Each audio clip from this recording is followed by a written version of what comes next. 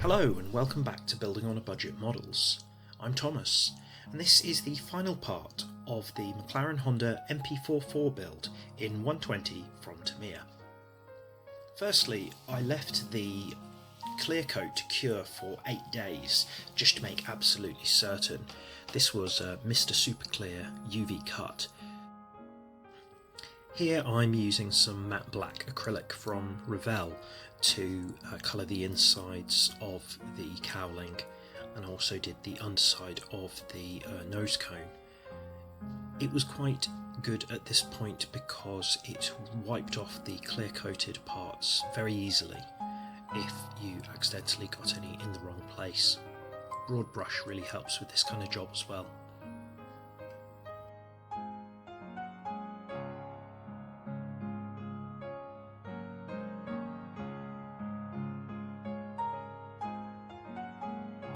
So I decided I was going to have a go at polishing the bodywork.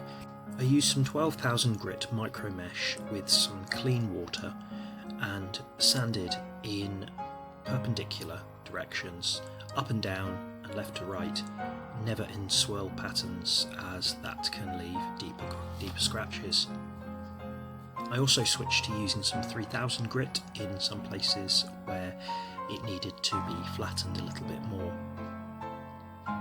Made sure to continually wet the paper. I then moved on to using some of the UMP polishing compound system. Now, in preparation for this, I watched the tips video from Paul from ISM, and I've put his video down in the description. The instructions for using these are all on their website as well. So firstly, using the compound and their microfiber cloth, I polished with very little pressure in the same sort of way as I was with the sandpaper, up and down, left and right, never in circles. Pretty happy with how that looks so far. It's important not to use too much pressure as it is possible to burn through, especially in places where decals are, as that could damage the decals.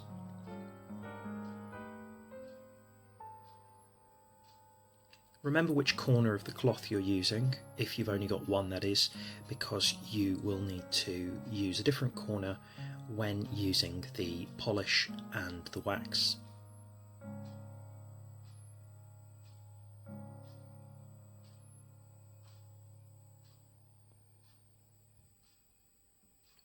Try to stay away from any sort of corners or raised areas. It's pretty good so far, I think. I then went on to using the polish, which is the second stage of the compound. As I said before, using a different corner of the microfiber cloth, and I was using this in the same sort of way as I was the compound, up and down, left and right, not in circles. Just like before, very little pressure.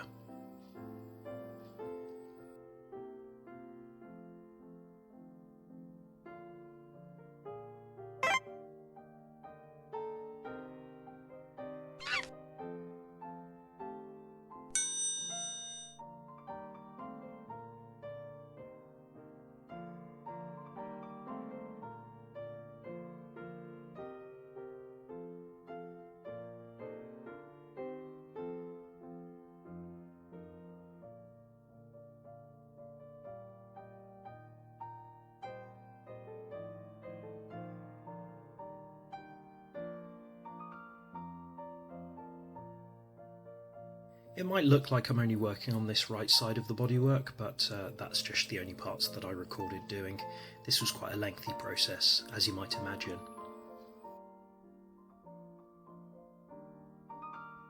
Bit of a nice shine there on the sponsor decals.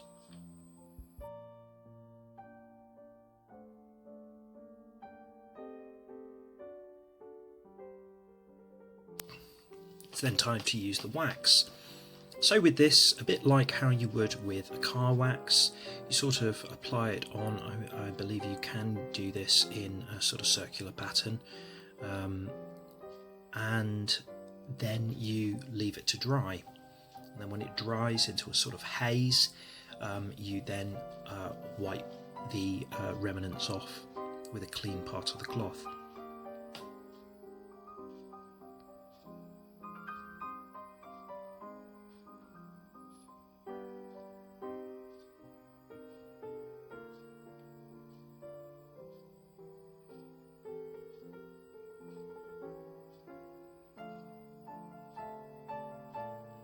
And finally there was this shine, which you apply to a clean part of the cloth, not to the body itself, as that can be too much.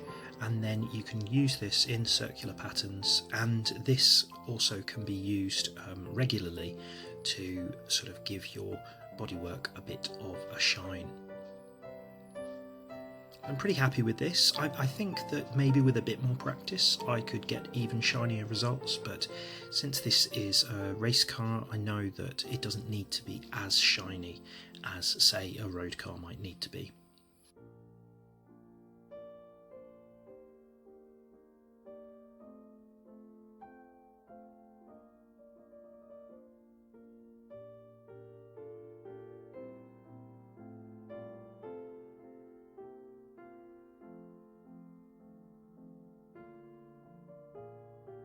Remember, this isn't 2K, this is Mr. Super Clear from a can, so I'm pretty happy with the finish I've got on that.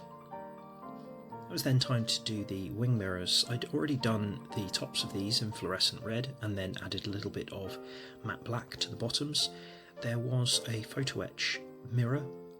This came on the seatbelt buckles fret, so it was very kind of shiny chrome, gives a really nice finish. I think the position of these two wing mirrors is symmetrical, I think.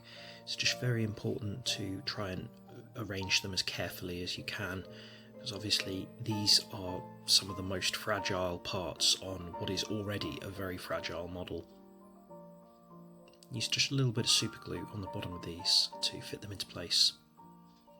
I'd also painted in matte black the front of the kind of cockpit, and then used some black marker pen to do the underside of the windscreen, and then used some PVA to stick that into place. Pretty happy with it. Then there was a Tag Heuer, or Tag Heuer, I think, decal which went onto the glass here at the front. Obviously this couldn't be clear coated because it's on the clear part, but I used some microsol to help that adhere as best as possible.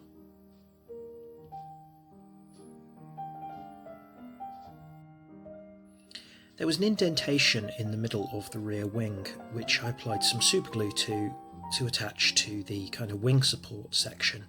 The bottom of the vertical parts of the rear wing clipped onto small pins which were on the side of the diffuser. I had to trim off these pins slightly because obviously I'm using these photo etch parts. As I showed you in a previous video, these wheels screw on, and as I had tested the screws much earlier, make sure that there was a thread dug into them, they went on really nicely. I'm really happy with these. They all still roll, the front wheels still turn really nicely. This I think is a really nice feature.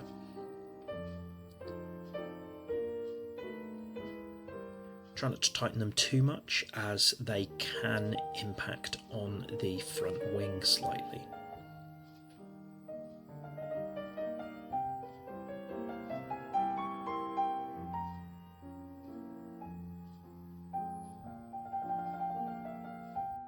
I usually hate putting the wheels onto these F1 cars because the suspension is so fragile, but these went on really nicely. Now, as I'd said in a previous video, the aerials on the top were very brittle and fragile, and when I was test fitting the cowling, one of them snapped, and then when I removed the cowling, both of them snapped. So I decided to remove them both and replace them with a little bit of Tamiya cable, which is already black, used a little bit of super glue to fit it into place, and it's bendy. Now then, there was this little clip which came in the photo etch set, which needed to be coloured in fluorescent red. I believe it's the electrical shut-off switch, which would be pulled in case of an accident. It might be the fire extinguisher. I don't know. Let me know in the comments. But I think that's a really nice feature to have that there. You can see it on the roll hoop. And then the car was finished. So firstly I took some pictures of the car with the cowling off. Took quite a few of these, and I'm really glad that I did, because once I put the cowling on, it doesn't really seem to want to come off. But there you are. I think I've pretty happy with the detail I went to this.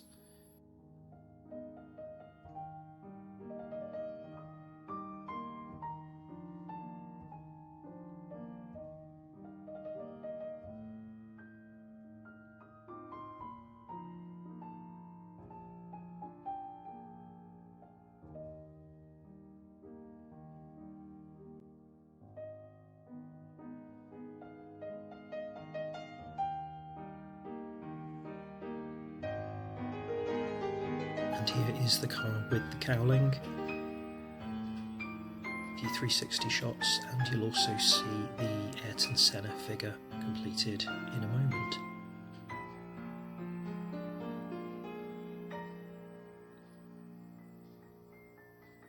The cowling didn't fit exactly on. I think it's probably because of the extras that are underneath, meaning that there's not quite enough space in the engine bay.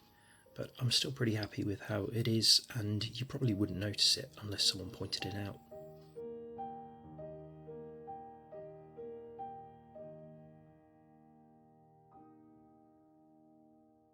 There he is. This is based on the 1988 Canadian Grand Prix, which I believe was Senna's third win in the season.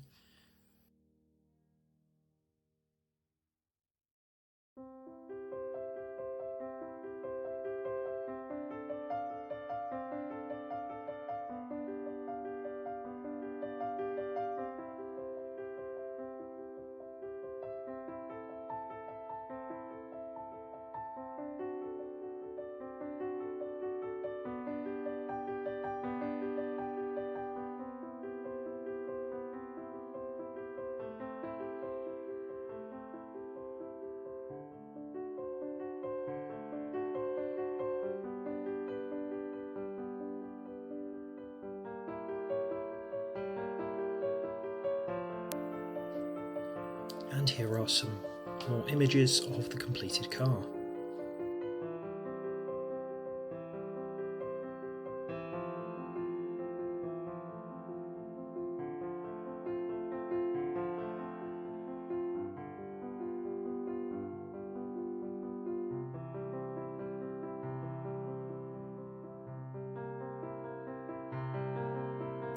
Thank you for watching. If you've enjoyed watching this, please do consider leaving a comment, subscribing, hitting the bell icon, and also follow the channel on Instagram at BOAB Models Thomas. Thanks a lot for watching, and I'll see you soon.